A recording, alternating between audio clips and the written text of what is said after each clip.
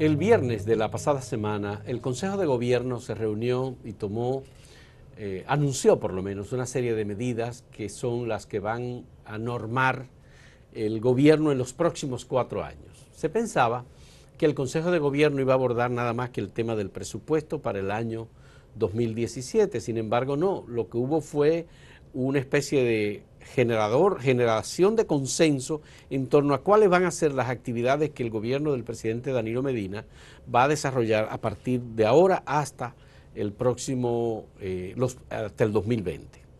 Queremos analizar eso porque de inmediato se anunciaron una serie de decretos del presidente Danilo Medina, de los cuales ya se han dado a conocer 2 decretos, que son decretos estableciendo normas para procedimientos ya pautados en instituciones del Estado. Nos interesa analizar con Minú Tavares Mirabal, presidenta de Opción Democrática, algunas de estas disposiciones y de las medidas en general que se han anunciado de lo que va a ser la norma del gobierno del presidente Danilo Medina, aparte de la otra cuestión vinculada con el tema electoral, que también se relaciona con la elección de una Junta Central Electoral que sea el árbitro en el proceso electoral del año 2020. Muchas gracias a Minú.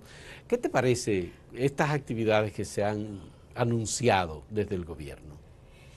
Fíjate, si hay algo que yo diría que caracteriza a este gobierno, es lo que dicen en el campo de allante y movimiento.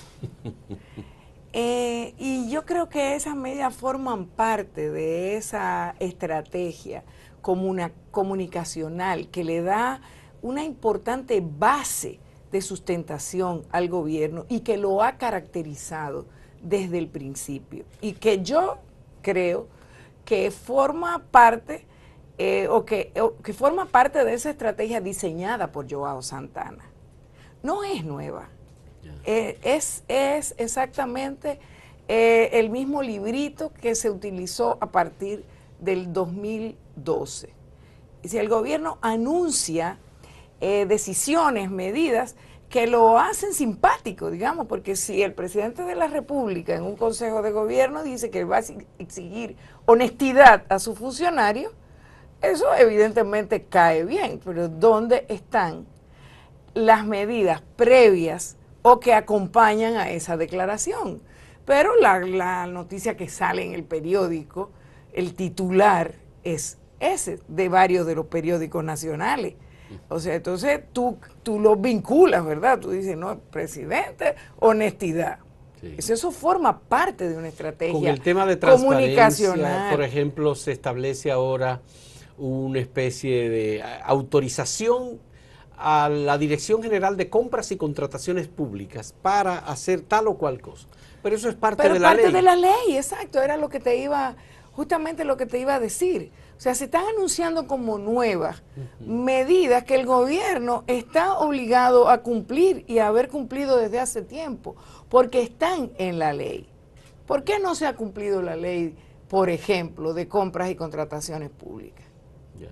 Por ejemplo, en el caso de los aviones Tucanos, tú tienes ahí un material extraordinario para tomar disposiciones, medidas. O en todo lo que tiene que ver con las plantas a carbón de Punta Catalina, que son el sumum.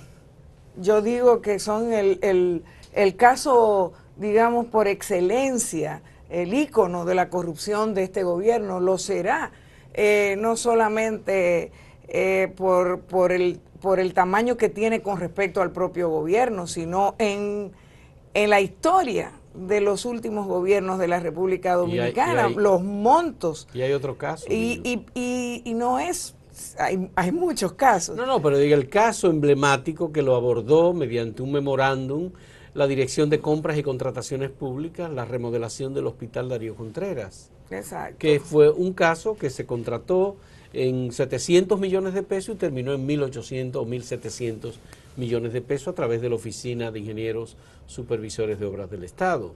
Pero si tú miras el comportamiento desde el presidente de la República, sus ministros y los funcionarios, tú te das cuenta que responden a una política de anuncio permanente de buenas noticias. Sí. El tema es que cuando tú buscas dónde está entonces, de verdad, la realización de esas buenas noticias, se quedaron en el puro anuncio. Y es lamentable porque eso pues afecta definitivamente la República Dominicana, afecta la democracia y las posibilidades que tenemos de construir unas instituciones que sean más instituciones. Por ejemplo, el tema de la Dirección General de Programas Especiales de la Presidencia de la República. Se anunció que se va a emitir un decreto del presidente anexándole una responsabilidad adicional a esa dirección, DGP, como se llama. Claro que han designado a un nuevo director de la DGP, que es Domingo Contreras, y Lidio Cadet pasa a la Dirección de Ética e Integridad Gubernamental.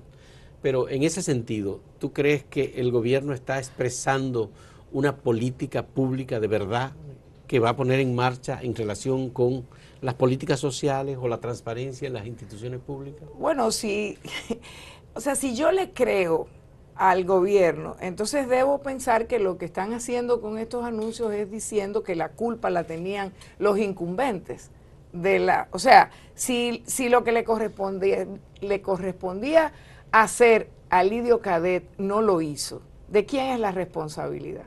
Sí. Bueno, del supervisor de Lidio Cadet. Que es el presidente de la República. Y si no él, por lo menos uno de los ministerios. El mal de fondo que tienen estos anuncios es que se pretenden presentar como si se tratara de un nuevo gobierno. Pero este no es un nuevo gobierno, es el mismo gobierno. Y además no solamente de hace 4 años.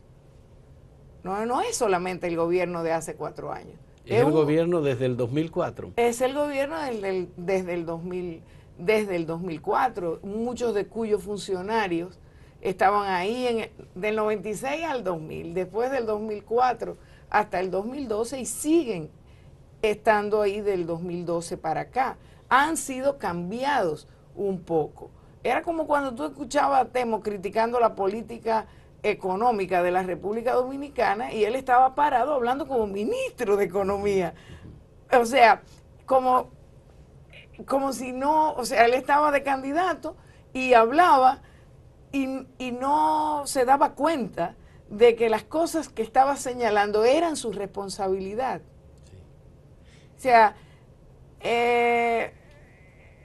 ¿cuál es la responsabilidad del presidente de la República en el hecho de que no se haya cumplido la ley de compras y contrataciones públicas en la mayoría de los contratos que sean en los más importantes, en los más emblemáticos? Incluso en los cuales hay convenios de préstamos con instituciones internacionales, por ejemplo. Bueno, yo quisiera abordar otro aspecto que es la parte del gobierno, si toma o no en cuenta a los otros actores, tomando en cuenta que vivimos en un esquema democrático. ¿Cómo es la relación del gobierno con la oposición? ¿Cuál es la relación del gobierno con la sociedad civil? ¿Qué está haciendo el Partido de la Liberación Dominicana para generar algún tipo de consenso sobre aspectos que sean de verdad importantes? Por ejemplo, la ley de Estrategia Nacional de Desarrollo, el tema del sector eléctrico para un pacto o la cuestión fiscal. En el próximo segmento, en este diálogo con Minú Tavares Mirabal.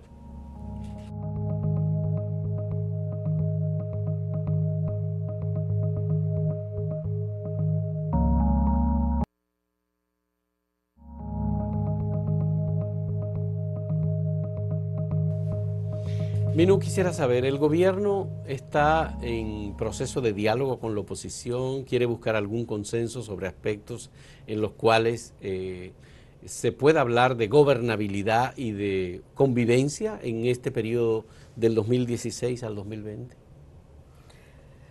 El gobierno no necesita dialogar con nadie con esos resultados, los llamados resultados que se supone que obtuvo en las elecciones del 15 de mayo. La verdad es que tiene la mayoría de las dos cámaras, no necesitan ni siquiera conversar con nadie ni buscar apoyo para leyes importantes como las leyes orgánicas, por ejemplo. De modo que ellos actúan de esa misma manera, solo que dentro de ese librito de relaciones públicas y de imagen, ellos ponen las luces direccionales para la izquierda y doblan para la derecha. Ajá. Y yo creo que eso es una característica que se puede apreciar. Es más, de hecho, si tú te pones a mirar, hay funcionarios, hay como unas categorías así, como que estos son los buenos funcionarios, son los buenos, los que se relacionan, los que dialogan, y aquellos otros son los duros. Los duros, algunos son ogros, pero siguen siendo funcionarios todos. Sí. Todos siguen hablando a nombre del PLD, del PLD, a nombre del gobierno. Sí. Tal vez la característica fundamental que yo te diría que ha cambiado es que este ya no es el Congreso, por ejemplo, del PLD, es el Congreso de Danilo Medina. Y además él no intentó disimularlo, así mismo lo dijo. Sí. Si él estaba trabajando para elegir mi Congreso, como dijo. Lo cual refleja el mayor problema que tenemos en la República Dominicana, que es la imposición de ya la realización de un proyecto autoritario que por lo tanto no entiende de diálogos, de encuentros. Pero mire, el sector empresarial, a través de Rafael Blanco Canto, habló de un colapso del sistema electoral y dijo que había que buscar consenso o por lo menos algún tipo de pacto que hiciera que la República Dominicana funcionara mejor. Y habló de la necesidad de evitar que las cámaras legislativas o el Consejo de la Magistratura negociaran para designar gente de los partidos políticos en la Junta Central Electoral y Tribunal Superior Electoral, o la Suprema Corte de Justicia, por ejemplo. ¿Eso significa que el gobierno se va a pelear con el sector empresarial? Cámara Americana de Comercio, Asociación de Industria, aparte del pleito con los partidos políticos. ¿No les importa? Yo creo que no les importa mucho. O sea, primero, no querían recibir a esos sectores, que por demás los habían apoyado hasta incluso después de ocurrida la debacle electoral del 15 de mayo, porque no podemos olvidar que esos mismos sectores apoyaron no solamente al gobierno, sino a la Junta Central Electoral y al trabajo que venían haciendo. Sí. Y eso ha cambiado, y qué bueno que ha cambiado. Creo que aquí mismo hablábamos de eso hace unos días. Pero se menciona ese tema, se habla, se discute, se invita a esos sectores a asistir al diálogo después de una intensa negociación a lo interno del llamado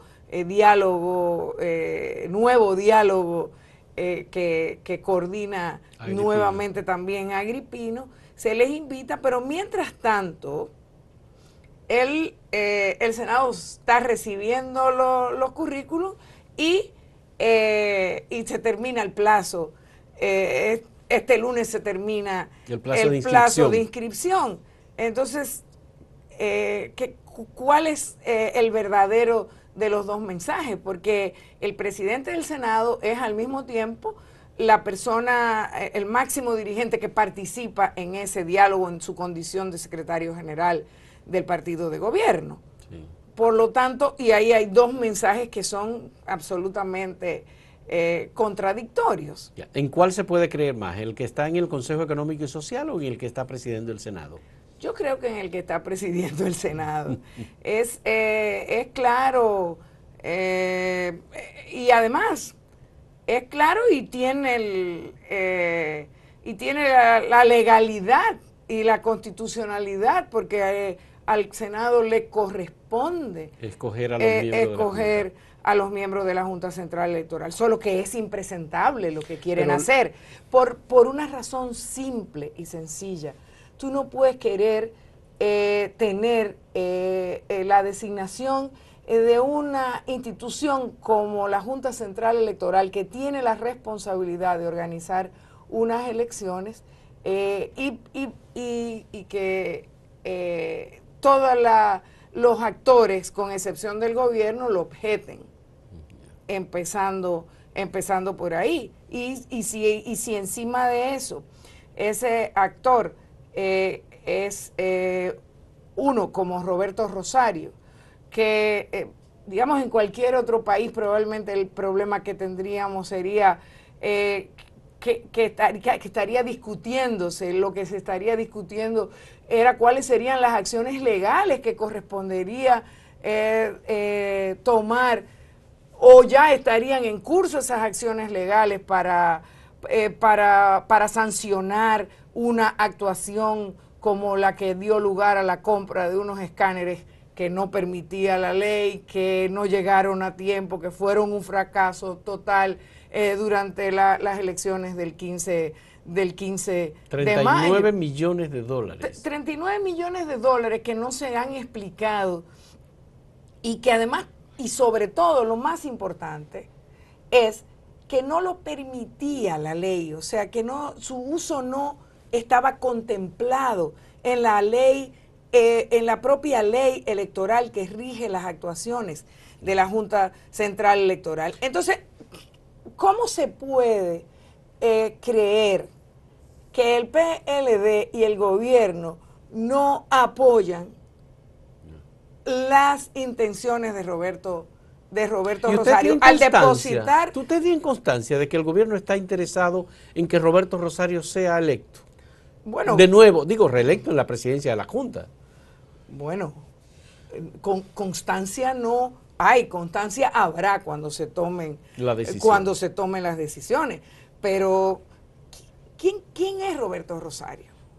O sea, Roberto Rosario es un abogado. Es una persona con un carácter muy autoritario, capaz de imponer su vocación y su voluntad y sus ambiciones por encima de todo. Roberto Rosario es un violador de derechos humanos, es un desconocedor de la soberanía popular expresada en el voto, y es al mismo tiempo un defraudador de los recursos públicos, como lo demuestra el tema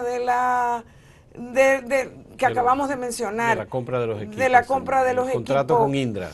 Entonces, es de ese personaje que se intenta imponer. El Senado de la República tiene una mayoría absoluta. ¿Y tú crees que van a imponer a Roberto Rosario? Bueno, yo no, es decir, constancia no tenemos. Nosotros, pero en la política lo que se lee son las acciones que cada actor toma, ¿verdad? Muy bien. O sea, eso es lo que tú lees. Ya. ¿Y qué tú lees? O sea, ¿cuáles son los antecedentes que te permitirían suponer que Roberto Rosario va a arriesgarse a que el Senado de la República, dominado por su propio partido, los rechace después de este momento? ¿Cómo él se va a atrever a poner al propio presidente de la República y al propio gobierno y al propio Congreso en una situación como esa? Algo amarró antes, aparte de que no lo olvidemos, o sea, no olvidemos que una de las cosas que ha hecho Roberto Rosario además durante estos años es darle una cuota de nombramientos a los senadores, por ejemplo. En las provincias. No olvidemos, además, y esto es lo más importante de todo, que el presidente del Senado, ese mismo que está participando, Reinaldo Pared Pérez, dijo que lo iban a ratificar. Que los iban a ratificar porque habían hecho un buen trabajo. Ya. Entonces, esos son los hechos que estamos leyendo. Ya. Si esas no son constancias, son señales bastante claras. Bueno, vamos a hacer una última pausa en este diálogo, precisamente para saber cuáles son las opciones que tienen los partidos de oposición con miras a un proceso electoral en el 2020, otra vez encabezado por Roberto Rosario.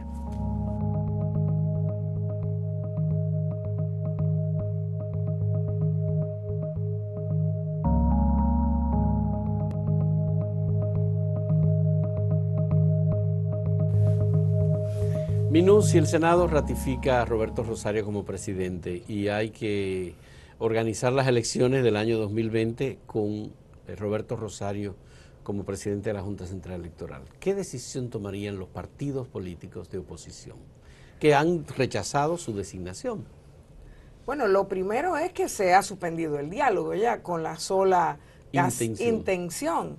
Sí. Se ha suspendido un diálogo en el que se estaban conversando, en todo caso, algunos, por ejemplo, o se había manifestado la disposición de conversar sobre algunos contenidos y sobre la necesidad de aprobar la ley electoral y la ley de partidos políticos, que el PLD no ha querido aprobar nunca, y que es un buen ejemplo de lo que hablábamos ahorita.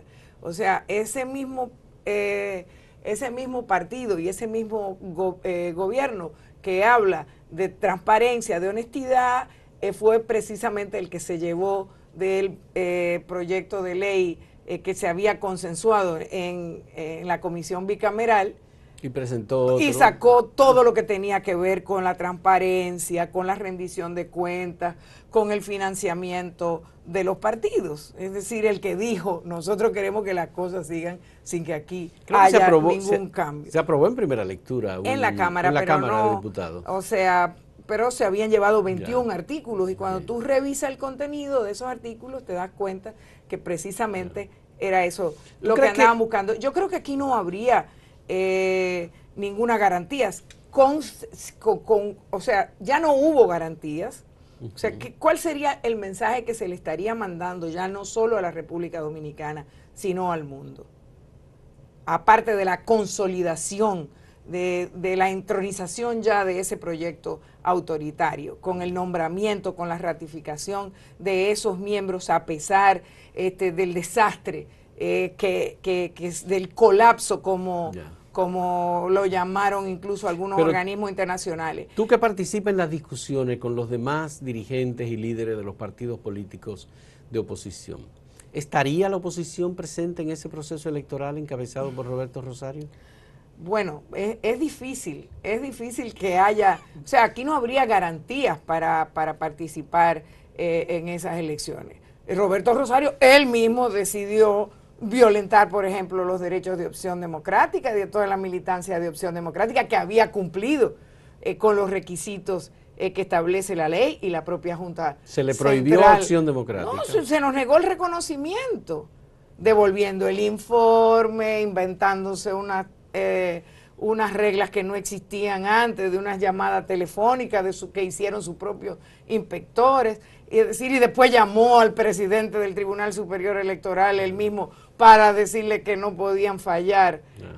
¿Habría tranquilidad, habría paz o tranquilidad en el país políticamente entre el 2016 y el 2020 si se ratifica Roberto Rosario? Yo creo que lo que se pone en peligro es justamente la gobernabilidad democrática, porque la democracia en peligro está más. Si nosotros no hemos sido capaces de construir democracia en la República Dominicana en todos estos años, y lo que estamos haciendo es enterrando más esas posibilidades con una decisión como esa de parte del Senado de la República, que simplemente lo que haría sería reflejar la convicción y el criterio que ellos tienen de que no solamente ganaron las elecciones, sino que las ganaron para enterrar más esa democracia. Una de las versiones que se ofrecen es que escoger ahora a Roberto Rosario es como un gesto de soberanía de la República Dominicana, porque el imperio le quitó las visas para visitar Estados Unidos. Pero si hubiera sido por esas razones, hay gente a la que se la hubieran quitado primero. O sea, si esas hubieran sido las razones, yo pienso que le habrían quitado la visa al presidente del Tribunal Constitucional. Le habrían quitado la visa a los Castillo, por ejemplo. Sí. O sea, es muy difícil de creer que sean esas las razones. No hay explicaciones, no se han dado, no sabemos si se darán, pero hubo un mensaje muy, muy claro, muy claro de que... ¿Tú crees que finalmente, Minu, si el gobierno decide ratificar el Senado a Roberto Rosario, ese es un indicio de cuál va a ser el camino que va a transitar Danilo Medina de aquí al 2020? Así es un indicio en los hechos, aunque ellos van a tener un discurso contrario a ese indicio. A mí no me quedan dudas y a nosotros lo que nos queda es hacer lo que hacemos, lo que tenemos que hacer como partidos políticos, hacer política, convencer a todos los dominicanos y dominicanas, salir a las calles, a trabajar, a crear conciencia y a convencer, porque de la realidad y del peligro en que está no solamente la democracia dominicana, sino la propia República Dominicana. Y eso es lo que hemos de alguna manera anunciado que vamos a empezar a hacer a partir de que se han roto las conversaciones que se estaban llevando a cabo para buscarle una salida a una recomendación que hicieron incluso los observadores internacionales, y no solo los de la OEA. Es interesante Uniore, y es importante también ver que coincide con lo que dijo Uniore y con lo que dijo también UNASUR. Y participación ciudadana. De en la República Dominicana. Bueno, Minu, muchas gracias. Te agradecemos el que haya aceptado conversar con nosotros sobre este tema, en el cual hay una parte que es muy actual, porque precisamente hace apenas unas horas los partidos de oposición decidieron retirarse del diálogo y no ser parte de esto, tomando en cuenta que el gobierno, dicen los partidos de oposición, está tratando de imponer de nuevo a Roberto Rosario como presidente de la Junta Central Electoral. Gracias. Gracias a ustedes por la compañía en este diálogo también.